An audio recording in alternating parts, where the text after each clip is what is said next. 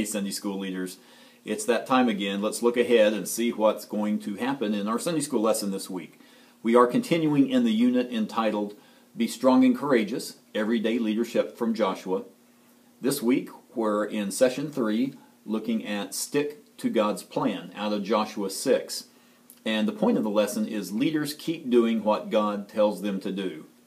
A good way to rephrase that point is that leaders obey God. Now we know, in fact, most of the people in your class, if not all of them, they're going to know the story. This is the story of Joshua and the Battle of Jericho. And in a nutshell, God said, march around the city once a day for 6 days. And on that 7th day, march around the city 7 times, blowing in trumpets. And on the 7th time, make a lot of noise, and the walls will come tumbling down. And that's exactly what happened. Now, was that a supernatural thing that God just did and the walls came down? Did he instigate an earthquake to happen at that time? It doesn't matter. Whatever the cause was, the point was that God rewards those who obey him, even if it doesn't make sense. Now, an excellent book that talks about rewards is this book here. It's called A Life God Rewards. It's by Bruce Wilkinson. He's the guy that wrote Prayer of Jabez.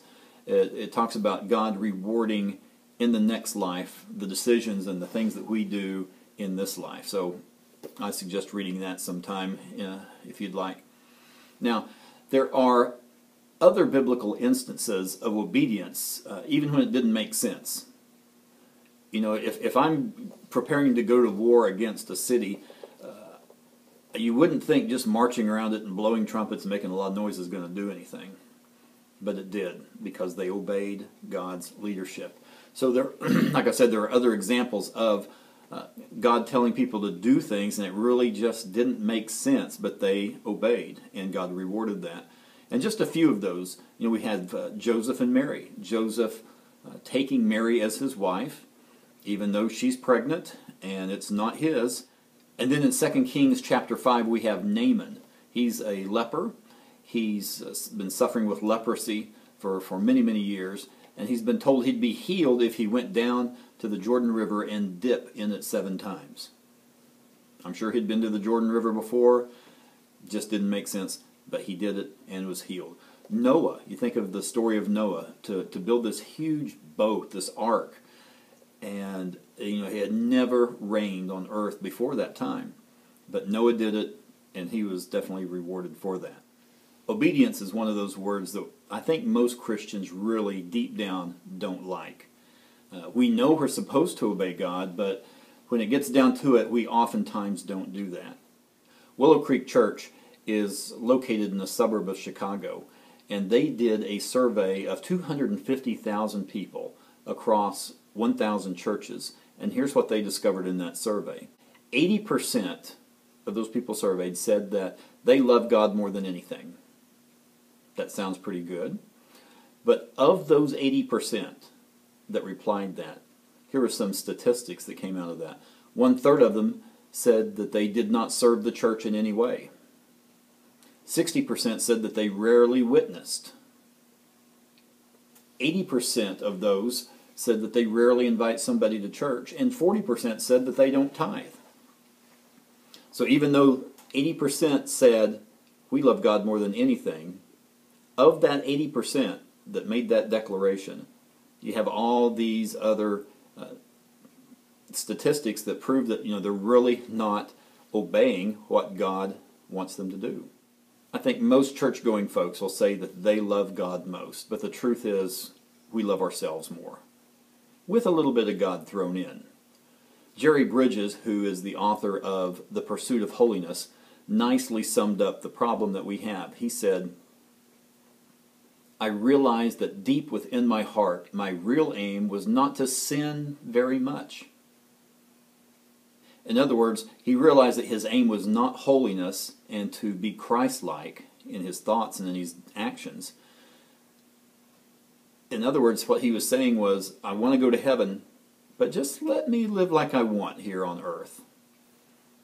You know, what happens is we set the bar too low in order that we can obtain a victory.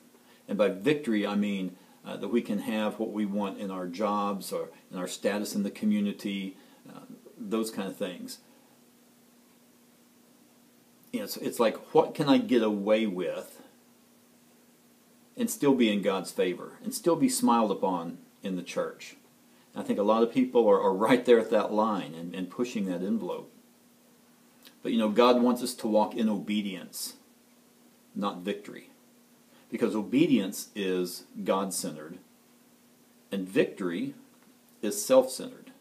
And what's interesting is that the key to true victory is obedience.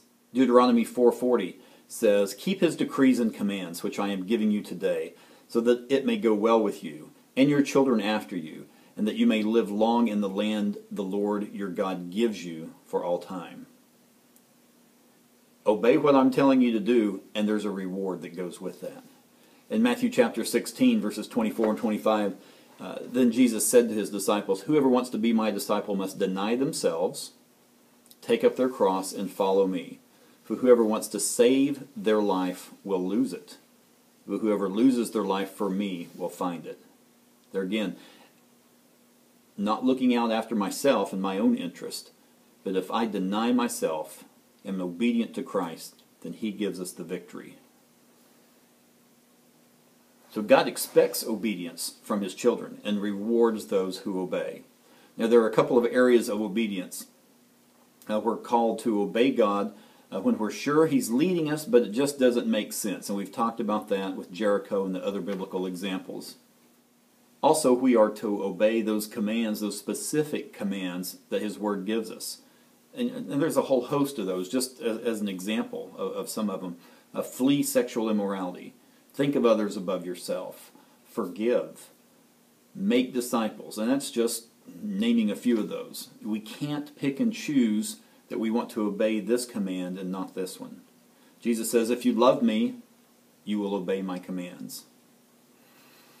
So let me encourage you to explain the account of Joshua and Jericho, but spend the majority of the time in your lesson in application.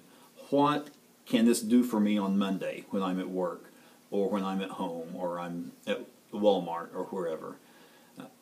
How can this apply to me? And perhaps even close with this question: how can we help each other be more obedient to God? How can we help each other stick to God's plan for us in our lives? So I hope you have a good Sunday school lesson this week, and don't forget to pray for your class.